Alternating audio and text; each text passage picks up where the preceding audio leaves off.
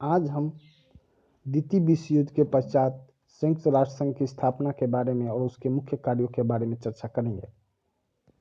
द्वितीय विश्व युद्ध के पश्चात लीग ऑफ नेशंस, जिसकी स्थापना प्रथम विश्व युद्ध के बाद की गई थी, उसे भंग करके एक नवीन संस्था संयुक्त राष्ट्र संघ को 24 अक्टूबर 1945 को बनाया गया। इस संयुक्त राष्ट्र संघ के मसौदा पर 51 देशों ने हस्ताक्षर किए थे। संयुक्त राष्ट्र संघ न केवल पूर्व काल के यूरोपीय कांग्रेस, वियना तथा बर्लिन वर्ण राष्ट्र संघ से भी अपने स्वरूप में पृथक था। यह संस्था एक तरह से उद्देश्य तथा आधार के आधार पर बहुत हद तक जनतांत्रिक था, लेकिन यह संस्था में पश्चिम के पूंजीवादी देशों का वर्चस्व बना रहा। लेकिन फिर भी इसमें एशिया, अफ्रीका तथा लैटिन अमेरिका के 9 स्वतंत्र देशों का भी प्रतिनिधित्व प्राप्त हुआ। इस संयुक्त राष्ट्र संघ में मुख्यतः 6 अंग हैं, जिन्हें हम जनरल असेंबली, जिसे आम महासभा, दूसरा सुरक्षा परिषद, तीसरा आर्थिक एवं सामाजिक परिषद, चौथा न्याय परिषद, पांचवा सचिवालय और छठा अंतर्राष्ट्रीय न्यायालय जानते हैं।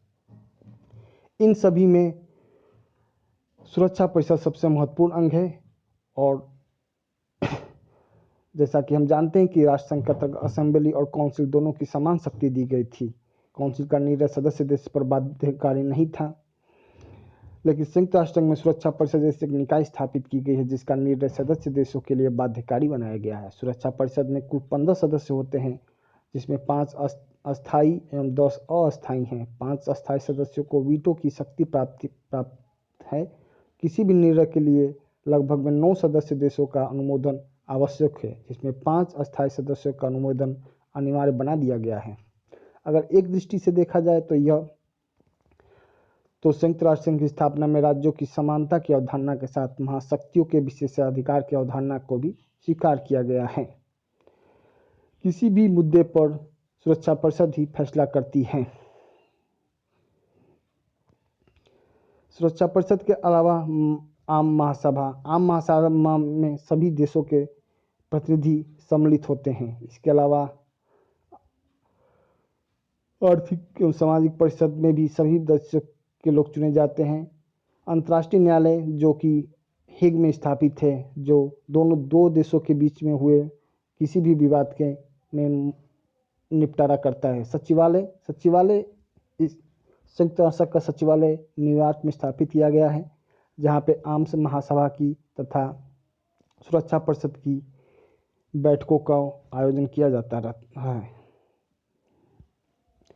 यदि हम यूएनओ की उपलब्धियों पर दृष्टिपात करते हैं तो विभिन्न क्षेत्रों में इसकी उपलब्धि रही है। उदाहरण के लिए कुछ महत्वपूर्ण अंतर्राष्ट्रीय समस्याओं यथा कोरिया संकट, कांगो संकट आदि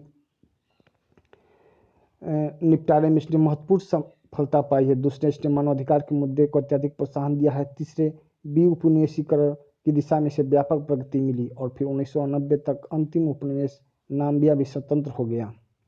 इसके अतिरिक्त स्वास्थ्य और मानव कल्याण मोर्चे पर भी इसे अत्यधिक सफलता मिली है। यूएनओ के अंतर्गत ही WHO, विश्व स्वास्थ्य संगठन की स्थापना की गई है, जो विभिन्न प्रकार के स्वास्थ्य संबंधी समस्याओं के लिए जुझारू है। कुछ लोग इसकी आलोचना करते हैं कि इसके सदस्य देशों के पास वीटो शक्ति होने के कारण यह संस्था पूरी तरह से अपना विकास नहीं कर पाई है। जहाँ तक यूएनओ का वर्तमान विश्व में प्रासंगिकता का सवाल है, तो हमेशा कह सकते हैं कि यह आज भी प्रासंगिक है। आर्थिक और सांस्कृतिक क्षेत्र में इसकी प्रासंगिकता अपेक्षाकृत अधिक दिखती है, परंतु राजनीतिक क्षेत्र में इसकी प्रासंगिकता समाप्त नहीं हुई है। यद्यपि यह सही है कि कुछ अंतर्राष्ट्रीय मसलों का समाधान लाने में विफल रहा है। उदाहरण के लिए इराक युद्ध में अमेरिका ने यूएनओ की अवमानना कर दी। इसका असर अमेरिका का यह कदम अवैध हो गया।